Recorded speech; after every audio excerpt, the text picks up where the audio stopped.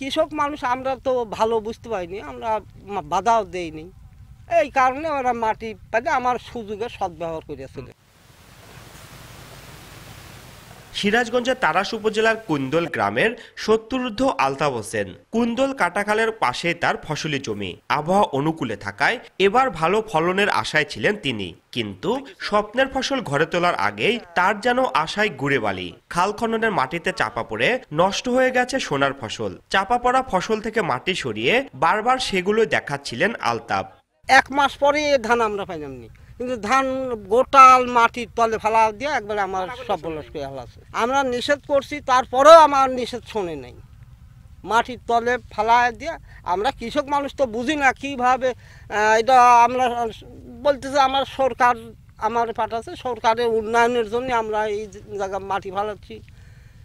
কৃষক মানুষ আমরা তো ভালো বুঝতে পারিনি, আমরা বাধাও দেইনি, এই কারণে ওরা মাটি পেলে আমার সুযোগের সদ্ব্যবহার করেছিল। এই ক্ষতিপূরণ আমার সরকার দিবি নাকি যারা কন্ট্রাক্টর তারা দিবি? বিকাশে কম খরচে ক্যাশ আউটের লিমিট বেড়ে 50,000, প্রিয় এজেন্টও 2টা। একই অবস্থা ওই এলাকার অধিকাংশ কৃষকের। 2023-24 অর্থ বছরে সারা দেশে পুকুর ও খাল উন্নয়ন প্রকল্প আইপিসিপি এর আওতায় জেলা তারাস উপজেলার বিন্নাবাড়ি আমতলা কাটাখাল থেকে কুন্দল ব্রিজ পর্যন্ত প্রায় 2.5 কিলোমিটার খাল পুনঃখননের কাজ শুরু করে স্থানীয় সরকার প্রকৌশল বিভাগ। খালের পানি দিয়ে জমিতে সেচ দেয়া, বর্ষা মৌসুমে জলাবদ্ধতা নিরসন করে ফসলের ফলন বৃদ্ধি সহ নানা পরিকল্পনা নিয়ে করা হয় এই প্রকল্প। খননের মাটি ফসলের জমির ওপর রাখায় ক্ষতিগ্রস্ত হচ্ছেন কৃষক। 10 বিঘা ভূমির ভিতরে 2 বিঘা ভূমি একবারে মাটির তলে পড়ে গেছে। লাগানো ভূমি সবকিছু কমপ্লিট, ধান এখন থোর হচ্ছে, সেই ক্ষতিটা করে দিয়েছে। এই নদী খনন করার জন্য ওরা নদী খনন করতে করতে এখন মাপ দিয়ে এসে কৃষকের জমির মধ্যে 15-20 হাত করে এপারও খাল বাদ দিয়ে জমির মধ্যে ফেলাচ্ছে, ওপারও কৃষকের খাল বাদ দিয়ে জমির মধ্যে ফেলাচ্ছে। কৃষক তাদেরকে নিষেধ করার পরও তারা শুনতেছে না। আমরা যাই এখানকার ইঞ্জিনিয়ার, তাকে আমরা ডাক দিয়ে নিয়ে আসছিলাম, উনি বললো যে তোমরা জমির মধ্যে দিও না, কৃষকের কোনো ফসলের ক্ষতি করো না। কিন্তু তারা ইঞ্জিনিয়ারের কথা না শুনে এরা রাতে রাতে মাটি কাটে একবার জমি নষ্ট করে মানুষের ফসল নষ্ট করে দিচ্ছে। পানি বাড়ানোর কোনো জায়গা নাই, তারপর মানুষ চলাফেরার কোনো জায়গা নাই।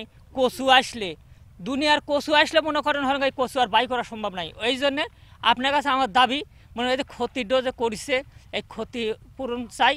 ঠিকাদারি প্রতিষ্ঠানের পক্ষে ছাপায় গিয়ে কৃষকদের ক্ষতির কথা স্বীকার করেন স্থানীয় সরকার প্রকৌশল বিভাগের উপজেলা প্রকৌশলী, দেন আলোচনা করে সমস্যা সমাধানের আশ্বাস।